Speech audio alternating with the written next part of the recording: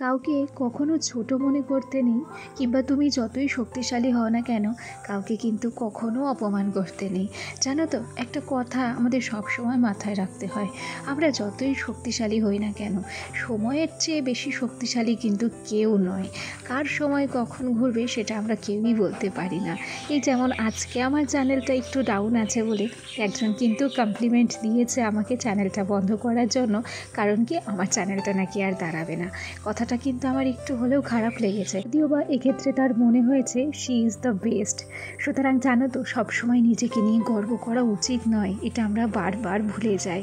আমরা মানুষ, সময়ের চাকা ঘুরতে বেশি সময় লাগে না।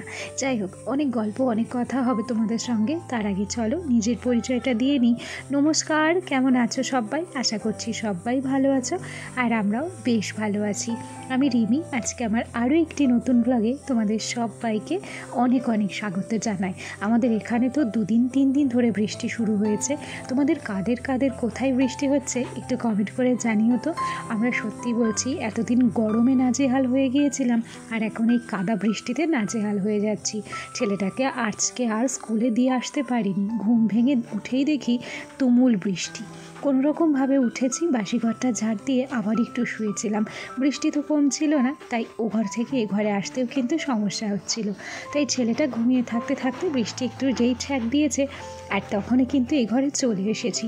দেখেছো আমাদের উঠোনটার কী বিধিখিস্তে অবস্থা। আজকে বাসি কাজকর্ম সেমন কিছুই ছিল না, শুধুমাত্র ঘরটা ঝাড় দেওয়া ছিল।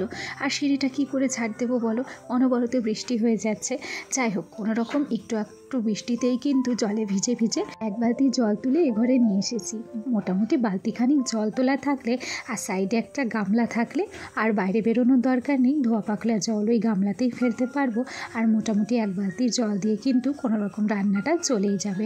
আর তারপর যখন বৃষ্টি কমে যাবে, ধোয়া মাজা তো কলের পরে গিয়েই করতে হবে।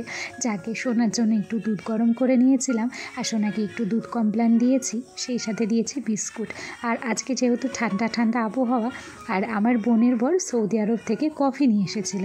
মা আবার বেশ খানিকটা কফি একটা কাচের জারে আমাকে দিয়েছিল। তা আজকে না একটু কফি করে নিচ্ছি।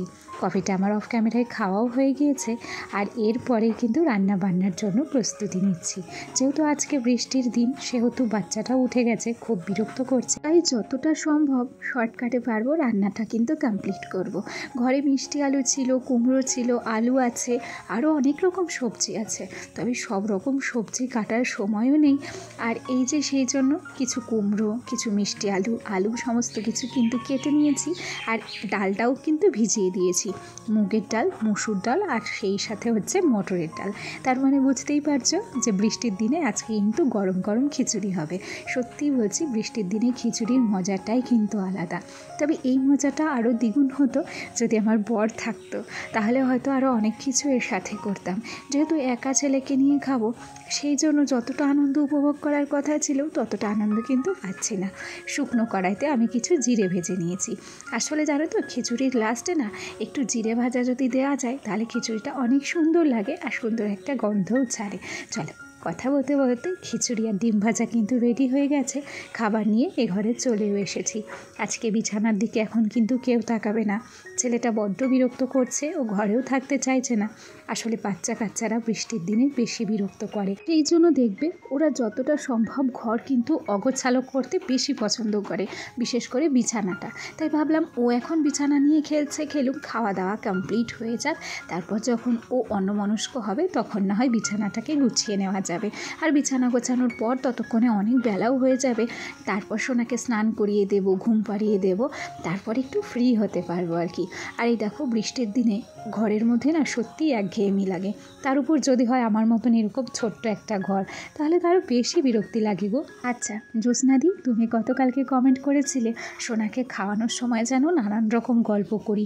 ও কী খেতে পছন্দ করে, ওর স্কুলে কি ভালো লাগে, ওর কোন টিচার পছন্দ।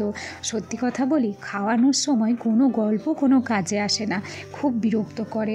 আর কি বলো তো, সারাদিন আমিও কাজের চাপে এতটাই ব্যস্ত হয়ে থাকি, তখন আমারও মনে হয় যে করেই হোক অন্তত শান্তিতে যেন ওকে খাইয়ে দিতে পারি। আর হ্যাঁ, তোমার কথায় আমি কেন কিছু মনে করব বলো, তুমি তো আমার নিজের লোক। তুমি যেমন আমাকে নিজের ভেবেছো, ঠিক তেমনই আমিও তোমাকে নিজেরই ভাবি, খুব আপন মনে করি, সত্যি কথা বলি।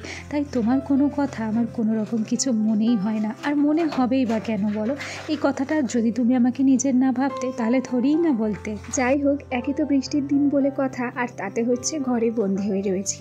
তাই ভাবছি যে যেরকমই পরিস্থিতি হোক না কেন, ঘরটাকে অন্তত পরিপাটি করে রাখি। এমনিতে তো বাইরে জগা খিচুড়ি হয়ে রয়েছে, তার উপরে যদি ঘরটাও জগা খিচুড়ি হয়ে থাকে, তাহলে না বিশ্রী দেখতে লাগবে। আর সেই কথা ভাবতে ভাবতে আলমারিটাকে আমি না এখন সুন্দর করে মুছে নিচ্ছি। আজ বেশ কয়েকদিন কিন্তু আমি আলমারি মুছি না কিংবা পরিষ্কার করি না। আলমারিতে জানো কেমন যেন একটা দাগ পড়ে গেছে, আর আজকে সেটা আমার নজরে পড়েছে। তাই বেশ ভালো করে আমি আলমারিটাকে মুছে নিলাম, আর এবার হালকা পাতলা করে আলনাটাকেও ডাস্টিং করে নিচ্ছি। কুশল কুহেলি ব্লগ থেকে আমাকে কমেন্ট করেছে যে দিদি ভাই, অনেক ভালো লাগলো ভিডিওটা, অনেক দিন পর কামব্যাক করলাম, কেমন আছো? আমি খুব ভালো আছি কুশল কুহেলি, তোমরা কেমন আছো জানাবে। আর তোমরা যে ফিরে এসেছো এটা জেনেও কিন্তু আমার অনেক ভালো লেগেছে। আমি চেষ্টা করব সব সময় তোমাদের পাশে থাকা, আর তোমরাও কিন্তু আমার পাশে থেকো। তো যাই হোক, আজকে যেন সোনাকে খাওয়ানো নিয়ে আমার কোনো রকম কোনো ঝামেলা হয়নি। আমার ছেলেটা আজ অনেক দিন পর খিচুড়ি খেলো। আসলে কি বলতো, বাচ্চাদেরও তো দুধের মুখ, ওরাও কিন্তু স্বাদ বোঝে।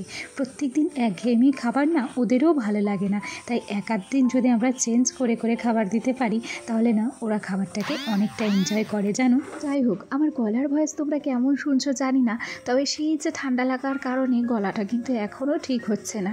তাই আমার নিজের ভয়েস আমার নিজের কাছেই অচেনা মনে হচ্ছে। আমি যতই ব্যস্ত থাকি না কেন, আমি সবসময় চাই যে আমার ঘর বাড়িটা যেন সুন্দর করে গোছানো থাকে। তাই আমার যতটাই কষ্ট হোক না কেন, আমি অন্তত চাই যে আমার ঘর বাড়িটাকে একটু গুছিয়ে গাছিয়ে রাখতে, তাতে করে দিন শেষে আমি কিন্তু সত্যিই স্বস্তির নিঃশ্বাস নিতে পারি। এই পর্যায়ে মুখে কিন্তু একটু ফেস প্যাক লাগিয়ে নিয়েছি, স্নানের সময় হয়ে গিয়েছিল। ভাবলাম যে আগে স্নানটা করে নিই, কেন কি এমনি রোদ উঠছে না, জামা কাপড় শুকোতেও কিন্তু অনেক সমস্যা হবে। তাই সকাল সকাল যদি স্নান করে নিই, বাইরে তো জামা কাপড় মেলায় যাবে না, ওই ফ্যানের হাওয়ায় যতটুকু যা শোকাবে, তা না হলে ওই 2 দিন 3 দিনই কিন্তু জামা কাপড় শোকাতে লাগবে। বৃষ্টির দিনে আমাদের কিন্তু এই একটা চরম সমস্যায় ভুগতে হয় জানো তো। তাই ঝটপট করে স্নান করে নিয়েছি, আর তারপর স্নানের পরে বাদবাকি কাজে হাত দিচ্ছি। এই যে তক্তাটা কিংবা র্যাকটা দেখতে পাচ্ছ, এই তক্তাটা আমি আজকে অনেক দিন পর পরিষ্কার করেছি। প্রত্যেকটা কৌটো, প্রত্যেকটা বোতল নামিয়েছি, প্রত্যেকটা শোপিস এগুলোকেও নামিয়ে অফ ক্যামেরায় সুন্দর করে মুছে নিয়েছি। আর তারপর ঠিক যেমন এই তক্তাটা সাজানো থাকে তেমনভাবেই সাজিয়ে নিয়েছি, তবে এক্সট্রা কোনো কিছু অ্যাড করেছি। কী করেছি বলো তো? এই ছোট্ট ছোট্ট মানি প্ল্যান্টের গাছগুলো, আর যেগুলো হচ্ছে ওষুধের শিশি, এই ওষুধের শিশিতেই আমি কয়েকটা ছোট্ট ছোট্ট মানি প্ল্যান্ট লাগিয়েছি। আর এই জায়গাটা গুছিয়ে রাখলে অনেকটা সুন্দর লাগে বলতে পারো। ঘরের এই জায়গাটাও প্রত্যেকটা কোণা কোণা আমার কিন্তু এইরকমই পছন্দের। তাহলে আজকের ব্লগটি কেমন লাগলো জানিও। আজ তবে আসি, কাল আবার দেখা হবে। টাটা সবাইকে।